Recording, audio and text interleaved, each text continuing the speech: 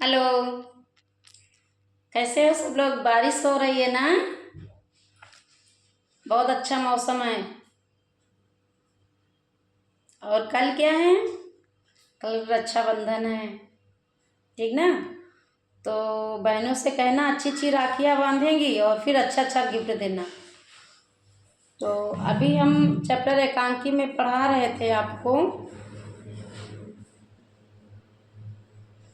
कि जो कमला है वो प्रमोद से कहती है।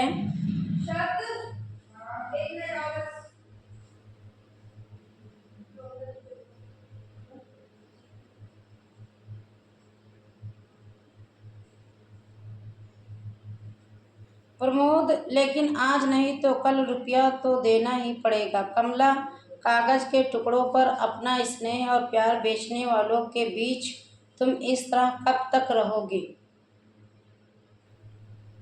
प्रमोद कह रहा है कमला से। प्रमोद, मुझे तो ऐसा नहीं लगता। जब एक ही धातु के बने हैं हो सकता है माँ जी का कि ममता सिर्फ दिखावा हो। वो कह रही अपनी सास की जो है वो मतलब जो है तारीफ कर रही है कमला कि आप चले जाओ, अगर नहीं भेजते हैं तो कोई बात नहीं। और जो मेरी माँ जी हैं वो मेरी सास जो है वो माँ जैसी हैं। तो उसका भाई कहता है ऐसा तो नहीं कि दिखावा करती है सिर्फ तुमको। मुझे तो ऐसा नहीं लगता, सब एक ही धात के बने हैं, प्रमोद कहता है। जब आपका ससुर ऐसा 5,000 रुपये के लिए कह सकता तो सास क्यों नहीं? राजेश्वरी, कैसा दिखावा भैया? प्रमोद चौंक पड़ता है। कमला और प्रमोद उठने का उपक्रम करते हैं। वहाँ पर राजेश्वरी आ जाती है और समझ नहीं पाती, फिर भी कहती हैं कि कैसा दिखावा। राजेश्वरी दूसरे कोच पर बैठे रहो, हम तुम लोग हंसकर क्या बात हो रही है भाई बहन में? कहती है दोनों भाई बहन में आपस में आप दोनों क्या बातचीत कर रहे हो? प्रमोद कहता है बस कुशल बस कुशल क्षेम पूछ रहा था। कुशल मंगल मतलब खैर सलाह जो होती है उसको पूछ रहा था। तो राजेश्वरी, हाँ, विदा के लिए क्या कहा उन्होंने? हाँ बताओ, विदाई के लिए उन्होंने क्या कहा? प्रमोद मौन रहता है। कमला दृष्टि नीची कर लेती है। राजेश्वरी समझ गई, अपनी जिद के आगे तो वे किसी की सुनते ही नहीं हैं। जब तुम्हारी चिट्ठी आई थी तभी मना कर रहे थे, मैं तो समझाते समझाते हार गई। क्या कहा उन्होंने? प्रमोद अब भी मौन है। राजेश्वरी फिर कहती है मुझसे शर्म कैसी? मेरे लिए जैसे रमेश वैसे तुम। मेरे लिए मुझसे शर्म मत करो, जो भी हो खोल के बता दो, ऐसा राजेश्वरी कह रही है। मैं उन्हें अच्छी बता दो। बोला कितना रुपया चाहिए? वे उनको बोलो कितना रुपया चाहिए? प्रमोद जी जी, रुपये की तो कोई बात नहीं है, वो तो बस ऐसे ही। राजेश्वरी बीच में ही, माँ से झूठ बोलते हो? मैं उन्हें अच्छी तरह जानती हूँ, इंसान से ज़्यादा पैसा उन्हें प्यारा है। प्रमोद जी, आप सही कह रही हैं। राजेश्वरी प्रमोद की ओर गूढ़ दृष्टि से देखती हुई प्रमोद बोला कितना रुपया लेकर वे विदा करने को तैयार हैं? चुप क्यों हो बताओ? प्रमोद धीमे और उदास स्वर में 5,000।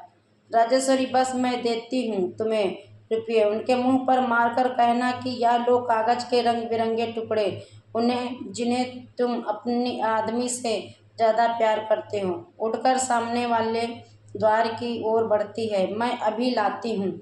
ऐसा कहती है कि मैं जो पैसा दूंगी वो ला करके आप दे देना और कह देना कि ये लीजिए आप अपना पैसा। मुझे प्रमोद, मुझे रुपये नहीं चाहिए, मैं बिना विदा कराए ही जा रहा हूँ। कमला उसी प्रकार मूर्ति बनी बैठी है। राजेश्वरी लौटती हुई या क्या कह रहे हो बेटा? मेरे रहते विदा न हो या कभी हो नहीं सकता। मैं माँ हूँ, माँ के दिल को समझती हूँ, भारी स्वर में बोली राजेश्वरी। जिस तरह उतावली होकर मैं गौरी की राह देख रही हूँ, उसी तरह तुम्हारी माँ भी कमला की राह देख रही होगी। नहीं, विदा जरूर होंगी, तुम अकेले नहीं जाओगे। कमरे से कुंजियों का गुच्छा निकालकर कमला की ओर बढ़ाती हुई, जा बेटी, तिजोरी से रुपये निकाल ला। कमला से कहती है कि तिजोरी के पास जा, चाबी फेंकती है। राजेश्वरी सास जो है कमला की, वो कहती है कि ला करके पैसा अपने भाई को दे दो। कमला गुच्छा लेने के लिए हाथ आगे नहीं बढ़ाती। प्रमोद खिड़की की ओर मंद गति से बढ़ता है धीरे से। राजेश्वरी, जाती क्यों नहीं? गुच्छा कमला के हाथ में थमाती हुई जल्दी कर। कमला उठकर माँ जी कहती है और फिर सिसकने लगती है, रोने लगती है। क्या करे, पराए घर में है। राजेश्वरी मेरी बेटी कहकर उसे हृदय से लगा लेती है। प्रमोद खिड़की से बाहर की ओर देखने लगता है प्रमोद बाहर खिड़की की तरफ।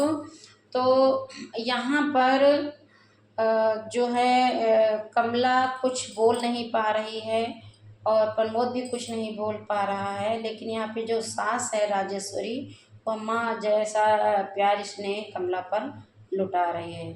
तो थैंक यू क्लास। कल हम इसलिए क्लास नहीं लिए थे, थोड़ा स्वास्थ्य ठीक नहीं था। और कल के लिए सभी बच्चों को हार्दिक शुभकामनाएं रक्षाबंधन की। सारे बच्चे खूब इंजॉय करें, मस्ती करें। Thank you class.